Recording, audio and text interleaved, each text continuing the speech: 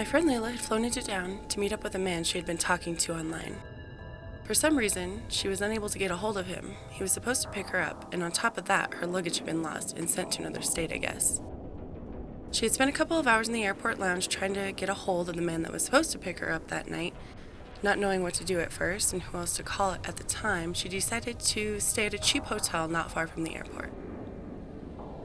The next morning, she couldn't find her phone and figured she must have left it at the bar she was in before catching a cab to her hotel. She said she remembered my number when she called me from a payphone and explained everything to me. I told her I would pick her up. It was no problem. Hell, I didn't even know she was going to be in town, and I haven't talked to her in over 6 years or so. I picked her up and we went to lunch, talked about her life and what was going on in mine. She had called around looking for her cell phone, but had no luck.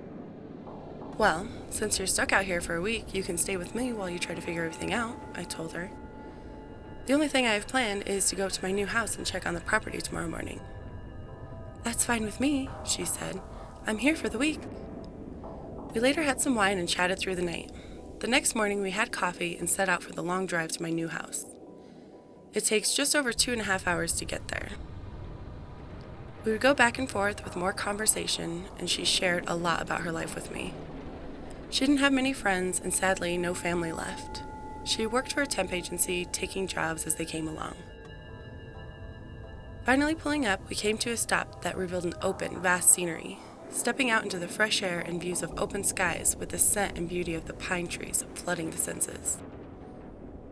Well, this is the property. It's breathtaking, said Layla.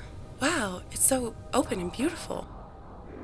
Yep, 45 acres and 50 miles from the nearest town. I love it. But where's the house? Oh, that hasn't been built yet, I replied. You said something about a new house, I thought. Well, yeah, but that's not what I wanted to show you. See that right there?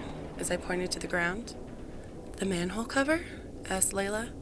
Yeah, looks like just your ordinary manhole cover, right? My house will soon be built over it with this manhole cover hidden away in one of the closets inside the house. It's scheduled to be built within the next 2 years. So, what's it for then? Asked Layla. Come on, let me show you, I replied. Give me a hand. We popped the top off and I hit the light switch. Where does that lead to? She asked. It's a secret. Come on, I'll show you. I'm not so sure about this, Layla said, worried. Come on, don't be scared. I proceeded down first while warning her. It's 25 feet down. Be careful, don't fall. We both finally reached the bottom, which opened up to an area of about 12 feet by 12 feet, surrounded by concrete with the exception of a vault door. Looks like a bank vault, said Layla. And it's chilly down here. What is this place? Where are you taking me? You'll see, I told her, with the heavy metal door slowly opening to reveal an elevator door with a push button lit up red. It's so cold down here, again said Layla. I said, don't worry, it'll be warm soon, while shutting the vault door behind us, followed by a loud banging sound. I then pushed the button and the door slowly opened. Welcome back, Lisa, said a robotic voice through the intercom. Is someone here? Layla asked as the doors closed. No, that's just the automated computer system that chats with you here and there and gives you updates on air filtration, water, heat, and so on. How far does this go down? Layla asked. If I remember correctly, about 112 feet, I told her. With the elevator coming to a sudden stop. All systems a go, Lisa, as the doors opened. Lights flickering at first, then illuminated to full strength. Oh my God, said Layla with bright eyes wide open.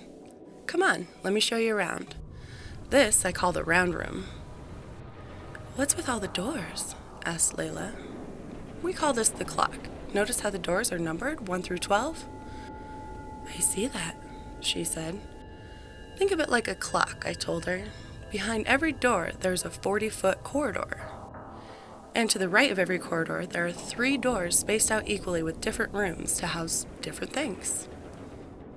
Doors 12, 3, 6, and 9 is where you will find the bedrooms, along with separate bathrooms. Doors 1, 2, 4, and 5, you'll find all the medical systems and food storages. 7, 8, 10, and 11, you'll find recreation, entertainment, a small library, and holding cells. Holding cells? Layla said quickly and loudly, then continued. This must have cost a fortune. How long did it take to build? Let's say it was a pretty penny, and as far as the construction, about 3 years. It was a lot of digging and mainly concrete work, then all the mechanical and plumbing, and a lot of backfill. Could have probably been done sooner, outside of bad weather and just only having a handful of people working on it. What made you build this? She asked. What's the purpose? Well, when the world goes to shit with war and catastrophes, this will be a place where we will be safe. After showing her around and going through every corridor, door 11 was the only one left. I entered the 7-digit passcode on the touchpad. It made a loud unclicking noise. I pushed the door forward and hit the light switch, again flickering at first, then lighting to full strength. These are the holding cells, I told her. They don't look like holding cells, Layla replied. They look like a bunch of see-through glass rooms to me. I agree, but it's actually plexiglass, 1.25 inches thick. I see they have their own bed, toilet, and sink. Yes, and the sink and toilet are controlled and regulated by the automated system, so no one can flood it and whatnot. And that little 6-inch by 15-inch door is where we can give them food and books and whatnot. Each cell has its own light in it, and see that camera up there in the corner? That's to keep an eye on and monitor the subject, I said as I laughed. I always wondered what it would be like in jail, said Layla. I approached the security touchpad and entered the code. Both of us were laughing as the door opened. Go in, I said, still laughing. I think I'm okay, she responded. Really, go ahead, I encouraged her with a slight push. Test out the mattress. Might as well get a quick feel for it. She walked in and sat down on the bed, looking left to right. Then placed herself on her back, arms to her side, tapping her fingers against her thighs while looking straight up. She jumped up quickly after hearing the loud echo of a slamming door. Okay, Lisa, that's not funny. Stop playing. I'm done in here, she said. Open the door. Lightly laughing, I told her. It doesn't work that way. A euphoric sensation came over me as I could see she was starting to get even more nervous, placing her fingers through the drilled-out holes of the thick glass. Come on, Lisa. Let me out. Maybe one day, I responded. Have fun, I said, laughing before turning to walk down the hall to the exit. Stop playing, Lisa. Her pleading became louder and echoed throughout the hall. Come on, let me out of here, she cried out. I hit the light switch before shutting the door. All I heard was her scream, Lisa!